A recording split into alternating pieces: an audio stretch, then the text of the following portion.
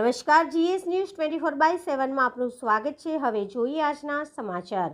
અમદાવાદ જિલ્લાના બાવડા ખાતે કાળઝાળ દઝાડતી ગરમીથી બજારો બન્યા સૂમસામ।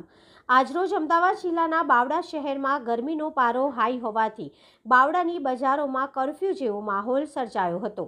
બાવડા બજારમાં આજુબાજુના ગામના લોકો ખરીદી કરવા આવતા હોય છે, પણ આ દઝાડતી ગરમીનો પ્રકોપ એટલો હાઈ હોવાથી લોકો બપોરના સમયે બહાર જવાનું ટાળી રહ્યા હોય તેવું લાગી રહ્યું છે।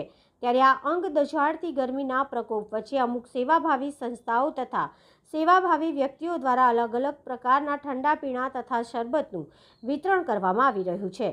તંત્રી અહેવાલ મહેન્દ્રસિંહ ડાભી, ગુજરાત સિક્યોર ન્યૂઝ, બાવડા।